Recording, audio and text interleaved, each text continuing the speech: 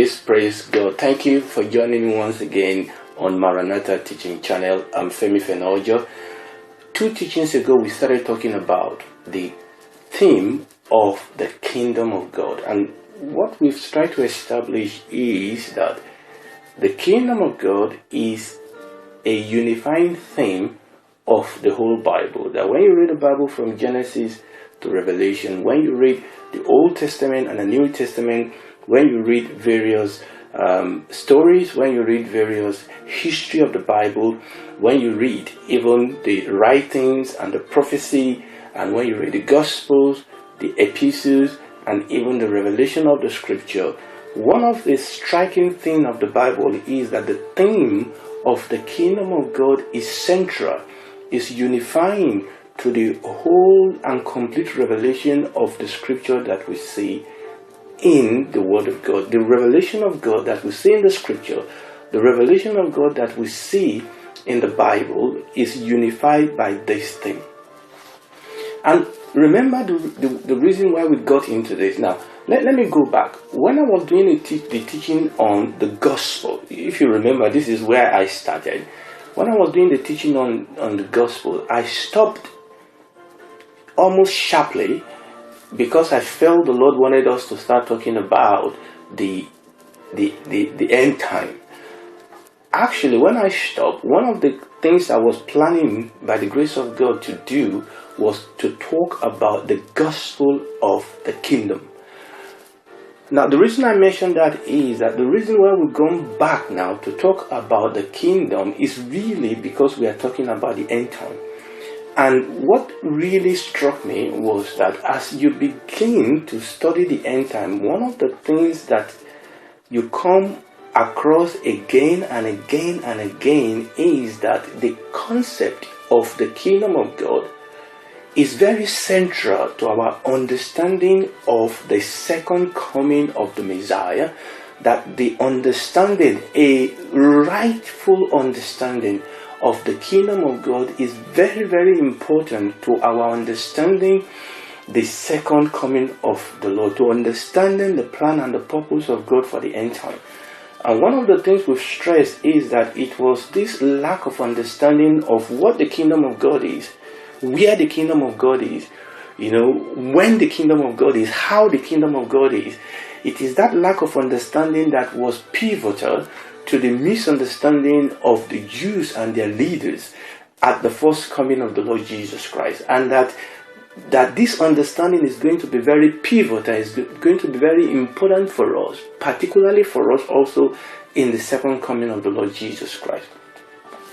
Now, when we talk about Messiah, we mentioned this briefly. What do we mean? We need to understand that if you don't understand the concept of the kingdom, you are going to misunderstand the concept of the Messiah. And this was the problem in the first coming. Okay, we need to understand that the word Messiah, when we say Jesus Christ, understand this, that Christ, I've mentioned this, is not his last name. Jesus Christ, his father's name is not Christ. Christ is a title. Christ is a label. And for the Jews, the word Christ is very, very common. They were expecting the Christ. The Christ is the Jewish translation, or the Greek translation of the Hebrew Messiah. But who is the Messiah? The Messiah is the anointed king. Messiah or Christ means the anointed one. Now, in the Old Testament, 3 people were anointed. 3 group of people stand in the anointed office. We have the prophet, we have the priest, and we have the king. I have to say here that in the church, oftentimes we are we know a little bit more. We are more taught about the priesthood ministry of the Lord Jesus Christ, is prophetic ministry, but oftentimes we are not well taught about his kingly ministry. So we need to understand that the Messiah is the anointed king of God. And this is important. Now, when we talk about the Messiah, he is the king, he is the anointed king, and that And also, as you study the end time, you will see we talk about the millennial reign of Christ. Okay, this is important. So, the millennial reign is the millennial kingdom. You need to understand that the issue that will be playing out in the event of the end time, okay, is the demonstration, the manifestation, the working out of the timetable, the timeline, of a kingdom, the progression, the advancement, of the kingdom of God. That when the Lord Jesus comes, I'm going ahead of myself now, but that's okay. That when the Lord Jesus comes, at the first coming, he inaugurated the kingdom. And when he comes at the second coming, he's going to consolidate his kingdom. Okay, he inaugurated it at the first coming. And when it comes the second time, he's going to consolidate it. He's going to establish it. Okay, and this is very, very important. So what I'm saying is that the reason why we are studying the kingdom of God, now we are not doing, and please, this is important, I'm not doing a complete work. I'm not doing an extensive exegesis per se about the kingdom of God.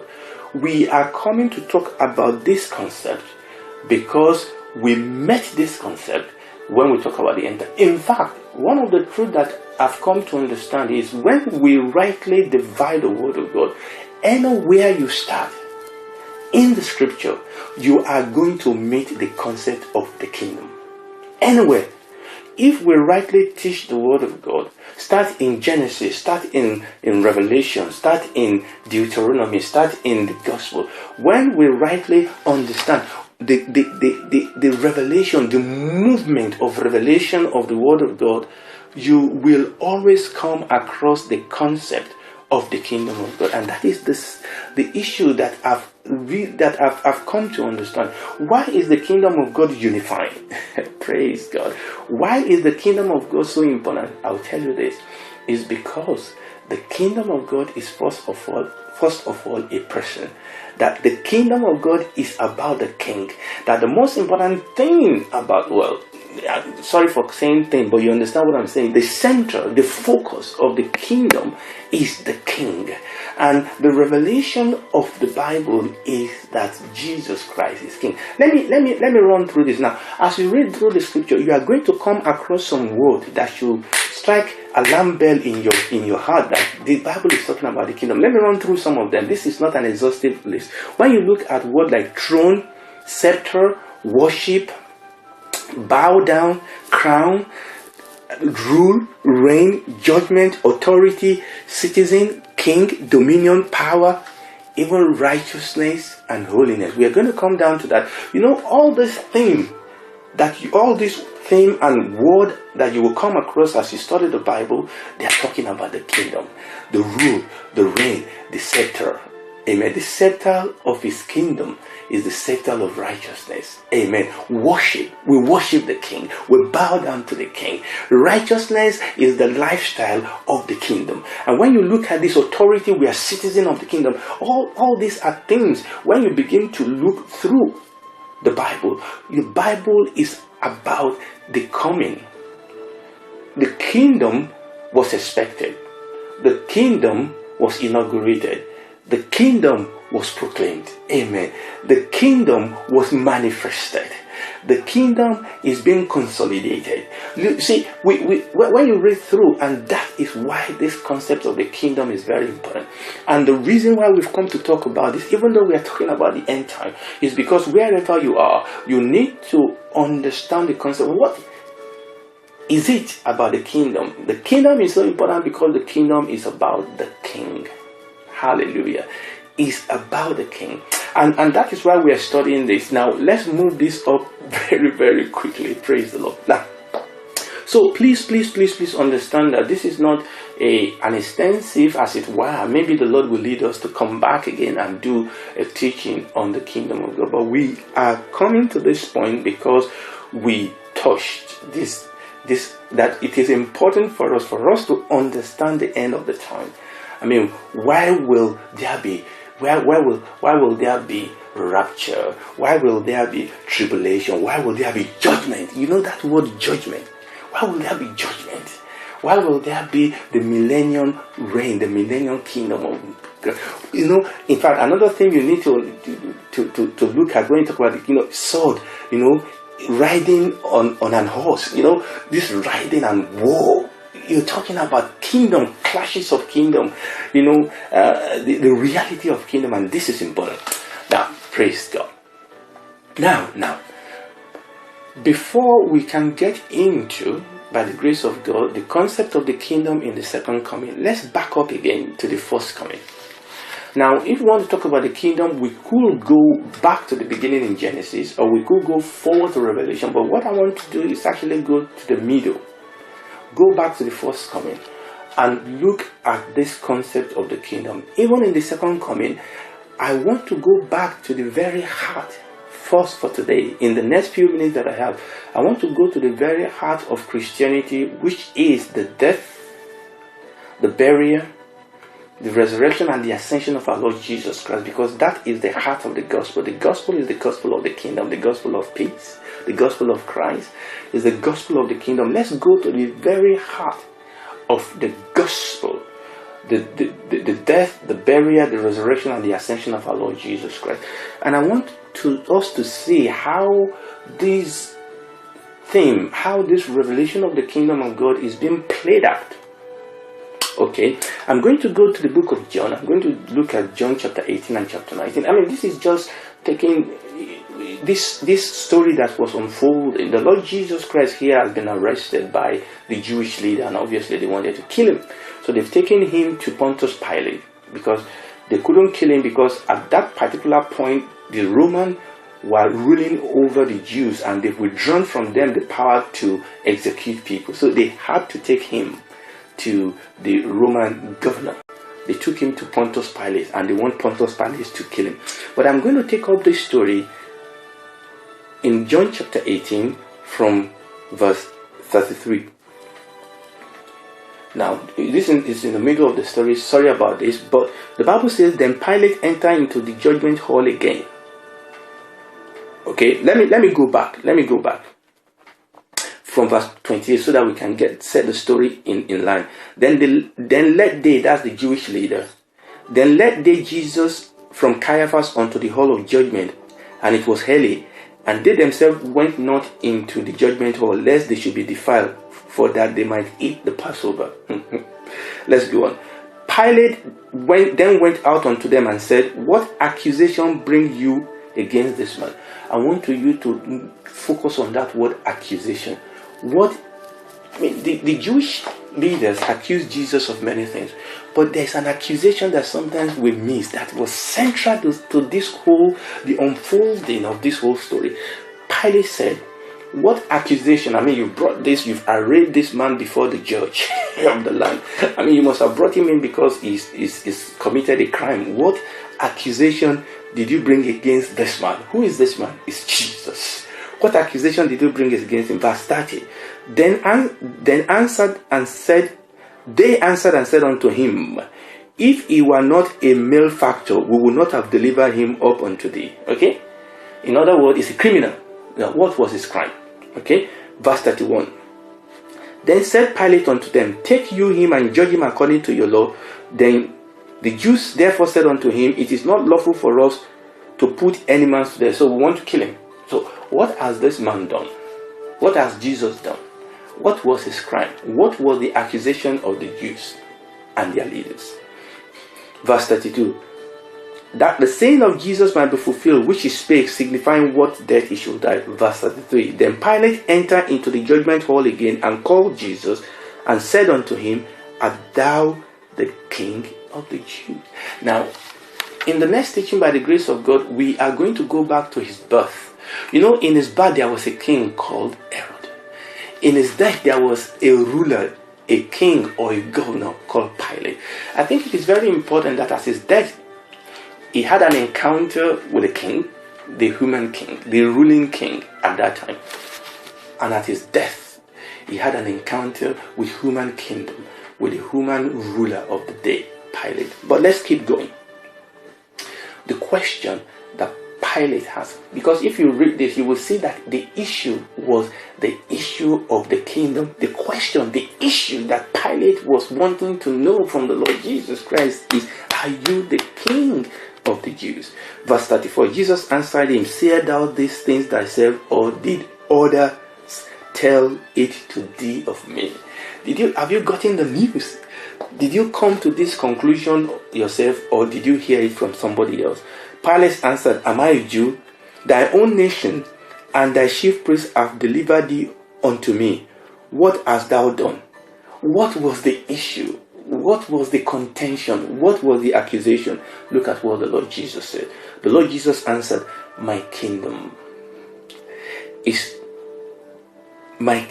not of this world. If my kingdom were of this world, then will my servant fight, that I should not be delivered to the Jews. But now is my kingdom not from thence? And Jesus said, yes, there's an understanding. There is a manifestation of the kingdom. He said, my kingdom, but I have a kingdom. Pilate said, are you the king of the Jews? The Lord Jesus said, my kingdom is not of this world. Now, we're going to talk about the nature, the manifestation of the kingdom, but let's keep reading. Verse 34, Pilate therefore said unto him, art thou a king then? Jesus answered, thou sayest that I am a king. To this end I was born, and for this cause I came into the world, that I should bear witness to the truth. Everyone that is of the truth heareth my voice. What is the truth? What is the center? What holds the truth? The truth is, the Lord Jesus said, you say that I am a king. Pilate said, are you a king? Jesus said, yes, I am a king. I have a kingdom. For this purpose I came into the world. The center of the truth, the center of the gospel is about a king and his kingdom. You remember where we read in the book of Luke chapter 11, which I have not gone into. We'll come back to that scripture in the previous teaching. Jesus said, I am a king. This is the reason why I came. I came as a king with a kingdom, but there was an initial manifestation of that kingdom. It was being inaugurated, but he said, at this point my king is not of this world. Praise the Lord. Verse 38, Pilate said unto him, what is the truth? Then Pilate went out. Verse 38, Pilate said unto him, what is the truth? And when he had said this, he went out again unto the Jews, and said unto them, and find in him not a fault, but you have a custom, that I should release unto you one at the Passover. Will you therefore I release unto you what? The king of the Jews. In fact, let me go ahead of myself. Do you remember that this is exactly what the wise men from the east asked when they came from the east to Jerusalem? They said, where is born the child what?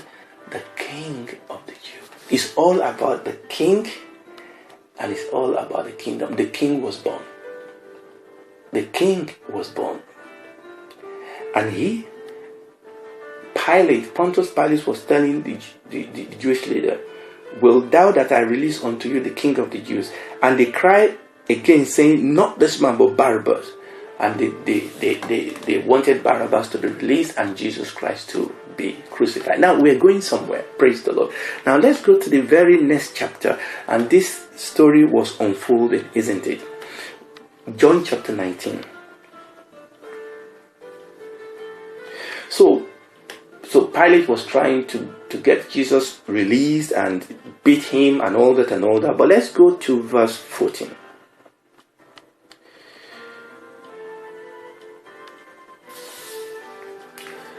And it was the preparation of Passover, and about the 6th hour, he said unto the Jews, behold your king. But they cried, the Jewish leader cried, away with him, crucify him. Pilate said unto you, shall I crucify your king? The chief priest answered, we have no king but Caesar. Shall I crucify with him? Away with him. And this still to the contention. We don't want Jesus to be king. Away with him. Crucify him. This is the issue. That we want Jesus to be a friend. Yes, he's a friend. We want Jesus to be, he can be the priest. Yes, he's the priest. He can be the prophet. Yes, he's the prophet. But we don't want him as the king. We don't want him as the king. And this is the issue. This is the centrality of our faith. This is the crucify the king, they said. They rejected their king. And we don't want him as our king.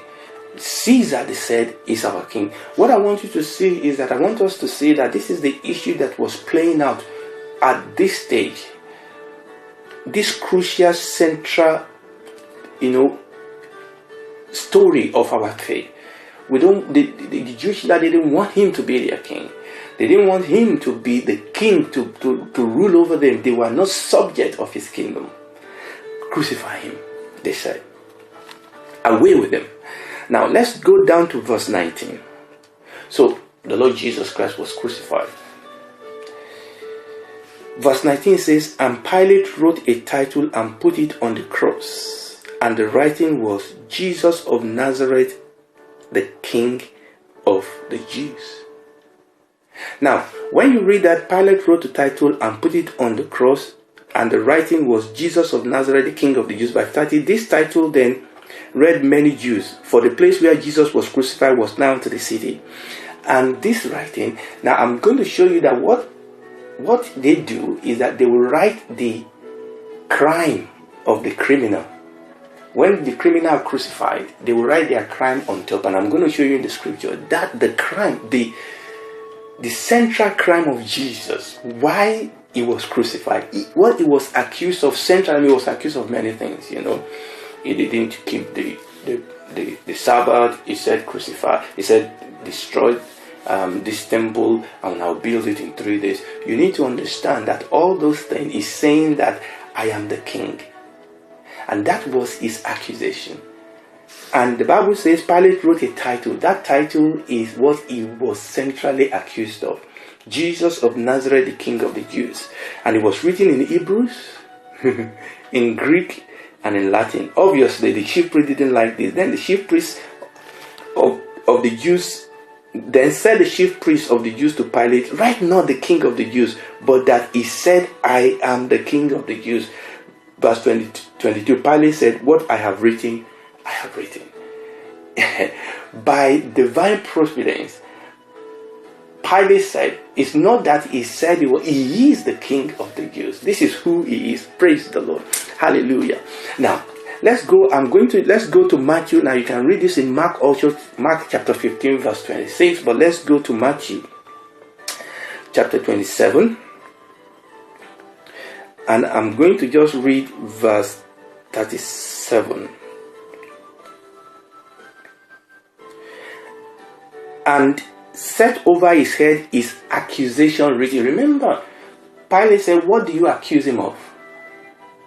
And this was his accusation, verse 37. And set over his head his accusation written. This is Jesus, the King of the Jews. That was what he was accused of. This is Jesus, the King of the Jews. Now this is the heart. Even at his crucifixion, even at his death, his burial, his resurrection, the issue is about the kingdom. That was what they were accusing him of. This is Jesus, the King of the Jews. You can read that also in Mark chapter 15 verse 26. Let me round this up by looking at Luke chapter 23. So the Lord Jesus Christ was crucified.